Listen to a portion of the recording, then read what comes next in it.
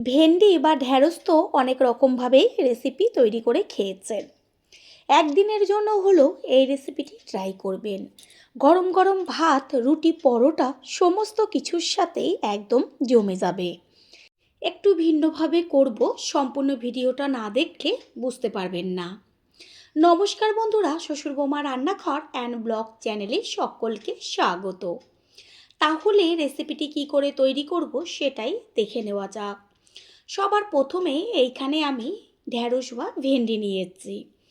ভেন্ডিগুলোর এই যে পেছনের দিকটা আর সামনের মুখের দিকটা দুই পাশই কেটে নেব। বড় সাইজের ভেন্ডিগুলোকে একটু দুই ভাগ করে নেব, আর মাঝারি সাইজের ভেন্ডিগুলোকে গোটাই রাখবো দুই পাশটা কেটে। ভেন্ডিগুলো জল দিয়ে প্রথমে ভালো করে ধুয়ে নিয়েছি কেটে নেওয়ার আগে। ভেন্ডিগুলোর পেছন ও সামনের দিকের অংশটা কেটে বাদ দিয়ে দিয়েছি।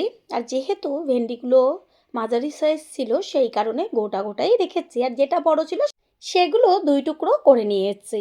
আর কোনো রকম ধোয়ার দরকার নেই। এবার গ্যাসের ওভেনে কড়াইটা বসিয়ে কড়াই ভালো করে গরম করে নেব। কড়াই গরম হয়ে গেছে, এরপর এর মধ্যে দিয়ে দেব সর্ষের তেল। এইখানে আপনারা সাদা তেলও ব্যবহার করতে পারেন। তেলটা গরম করে নিয়ে ভেন্ডিগুলোকে এবার গরম তেলের মধ্যে দিয়ে ভালো করে ভেজে নেব।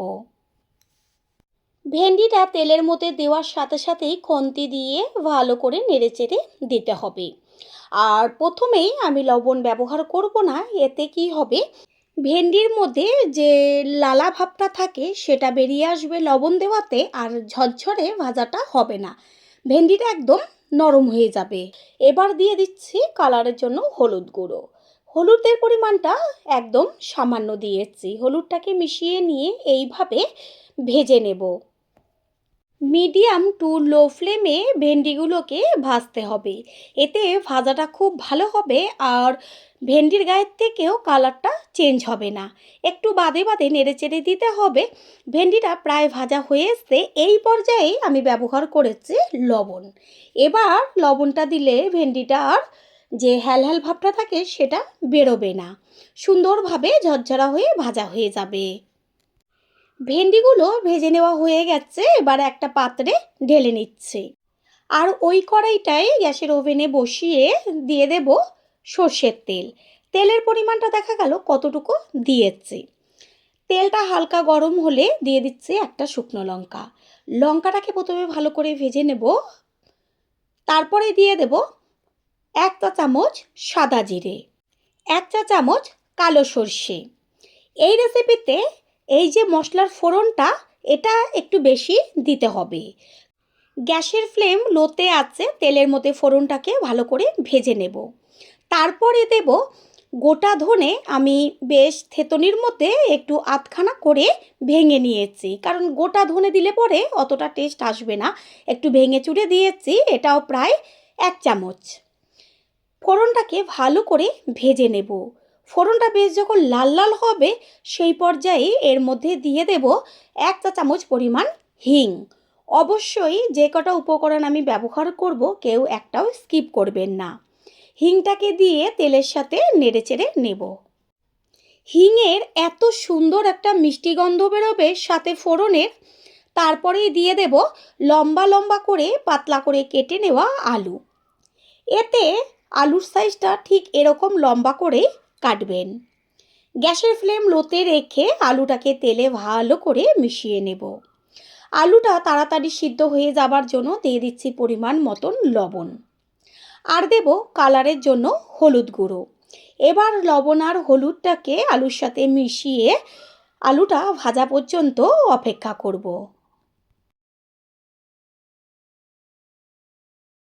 আলু তাড়াতাড়ি সিদ্ধ হয়ে যাবার জন্য একটু ঢাকনা দিয়ে ঢেকে দিয়েছিলাম গ্যাসের ফ্লেম লোতে রেখে। এতে কি হবে, আলুটা কয়েক মিনিটের মধ্যেই খুব সুন্দরভাবে সিদ্ধ হয়ে যাবে। একটু বাদে কড়াইয়ে ঢাকনাটাকে সরিয়ে দিয়ে ওপর নিচ করে মিশিয়ে নেব, না হলে নিচের দিকটা পুড়ে যাবে। আবারও একটু ঢাকনা দিয়ে দেব, আর এরকম ঢাকনা চাপা দিয়ে দিয়ে আলুটাকে ভেজে নিতে হবে গ্যাসের ফ্লেম লোতে রেখে। এই পর্যায়ে দিয়ে দেব 1 চা চামচ জিরের গুঁড়ো আর 1 চা চামচ ধনের গুঁড়ো। এগুলো সব ছোট চামচের 1 চা চামচ করে দিয়েছি। দেব কালারের জন্য কাশ্মীরি লঙ্কার গুঁড়ো। খুন্তি দিয়ে ভালো করে মিশিয়ে নেব। গ্যাসের ফ্লেম লোতে রয়েছে, সেই কারণে মশলাটা পুড়ে যাবে না। এইভাবে আলুর সাথে মশলাটা মিশিয়ে নেব। আর ভাজা যখন একটা গন্ধ বেরোবে সুন্দর, এত দারুণ লাগবে। এইভাবে ভাজাটা হতে থাক, আবারও ঢাকনাটা চাপা দিয়ে দেব। যে কোনো রান্নায় আমরা যদি একটু ভিন্নভাবে বা একটু যত্ন নিয়ে রান্নাটা করার চেষ্টা করি, তাহলে রান্নার একঘেয়েমিটাও চলে যায় আর আলাদা একটা টেস্ট আসে, বাড়ির সকলে চেটেপুটে খেয়ে নেয়। আলুগুলো চারদিকে একটু ছড়িয়ে দিয়ে দিয়েছি থেতো করে নেওয়া আদা আর ঝালের জন্য কাঁচা লঙ্কা। কালারের জন্য আমি একটুখানি কাশ্মীরি লঙ্কার গুঁড়ো ব্যবহার করেছিলাম। তেলের মধ্যে এটা ভাজা হতে থাক।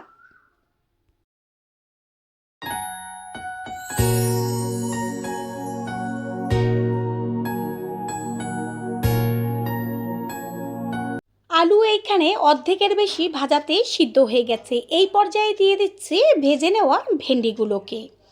এবার আলু আর ভেন্ডি একই সাথে ভাজা হবে। খুন্তি দিয়ে একটু মিশিয়ে নিয়ে গ্যাসের ফ্লেম লো রেখে এইভাবে একটু সময় নিয়ে ভেজে নেব। এর মধ্যে দিয়ে দেব 1 চা চামচ পরিমাণ গোলমরিচ গুঁড়ো। গোলমরিচ গুঁড়োটাকে মিশিয়ে নেব।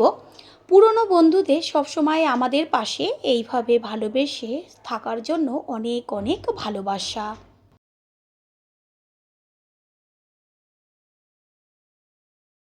আবারও একটু ঢাকনা চাপা দিয়ে দেব। এইভাবে ঢাকনা চাপা দিয়ে ভাজাটাকে তৈরি করে নিতে হবে। কোনো রকম আমি জলের ব্যবহার করব না। এটা একই সাথে ভাজা হতে থাক। অন্যদিকে গ্যাসের অন্য ওভেনে আমি একটা তড়কা প্যান বসিয়ে দিয়ে দিচ্ছি বেসন। আর এইখানে প্রায় 4 চা চামচ বেসন ব্যবহার করেছি। গ্যাসের ফ্লেম লোতে রেখে বেসনটাকে ভালো করে ভেজে নিতে হবে। আর বারে বারে চামচ দিয়ে একটু নেড়েচেড়ে দিতে হবে, না হলে বেসনটা আবার পুড়ে যাবে। খেয়াল রাখবেন বেসনটা যেন খুব সুন্দরভাবে ভাজা হয়, বেশ একটা ভাজা মিষ্টি গন্ধ আসে। দেখাই যাচ্ছে নিচের দিকটা বেশ একটু লাল লাল হয়ে এসছে। এইভাবে চামচ দিয়ে সমানে নেড়েচেড়ে দিতে হবে, না হলে সম্পূর্ণ বেসনটা পুড়ে যাবে। নাবিয়ে নিয়েছি আর এখনও দেখা যাচ্ছে ধোঁয়া উঠছে, তার মানে গরম আছে। এখনও চামচ দিয়ে নেড়েচেড়ে দিতে হবে। বেসনের থেকে খুব সুন্দর একটা ভাজা গন্ধ বেরোচ্ছে। এদিকে কড়াইয়ের ঢাকনাটাকে সরিয়ে দেব। ঢাকনাটা সরিয়ে দিয়ে একটু ওপর নিচ করে মিশিয়ে নেব। ভাজাটা সম্পূর্ণ তৈরি হয়ে গেছে। এবার এর মধ্যে দেব ওই যে ভেজে রেখেছিলাম বেসনটা, সেই ভেজে নেওয়া সমস্ত বেসনটা দেওয়ার পরে ভালো করে মিশিয়ে নেব। প্রথমবার যারা আমাদের চ্যানেল ভিজিট করছেন তাদের আন্তরিক শুভেচ্ছা ও অনেক ভালোবাসা। আমাদের রেসিপিগুলো যদি ভালো লেগে থাকে সাবস্ক্রাইব করে দেওয়ার অনুরোধ রইল ও পাশে থাকা বেল আইকনে ক্লিক করলে পরবর্তী ভিডিওগুলো সবার আগে আপনাদের কাছে পৌঁছে যাবে।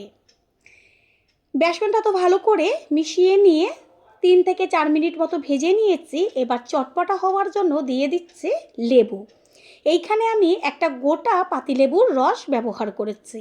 লেবু না থাকলে আপনারা আমচুর পাউডারও দিতে পারেন, তবে লেবুর রসটা দিলে বেশি টেস্টি হয় খেতে। সমস্তটাই আরও একবার মিশিয়ে নিয়ে ঠিক এইভাবে আরও কিছুক্ষণ হবে। সমস্ত কিছুর ব্যালেন্সটা ঠিক রাখার জন্য দিয়ে দিচ্ছি ছোট চামচের 1/2 চা চামচ পরিমাণ চিনি।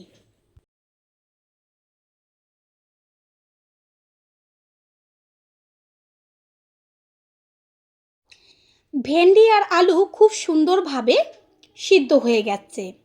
ভাজাটাও একদম তৈরি। এই যে ভাজাটা, এটা দিয়েই ভাত, রুটি, লুচি, পরোটা সমস্ত কিছু খাওয়া হয়ে যাবে। এতটাই চটপটা লাগে খেতে, একবারের জন্য হলেও ট্রাই করবেন।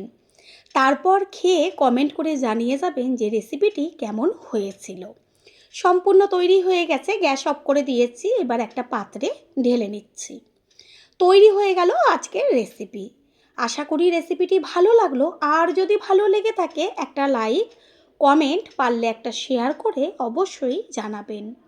আপনাদের দেওয়া একটা লাইক ও লাইকের পাশে থাকা হাইপ আর একটা শেয়ার আমাদের কাছে অনেক অনেক গুরুত্বপূর্ণ। All friend, thanks for watching my video. আপনারা সকলে ভালো থাকবেন, সুস্থ থাকবেন। আবারও দেখা হবে অন্য কোনো রেসিপির এপিসোডে।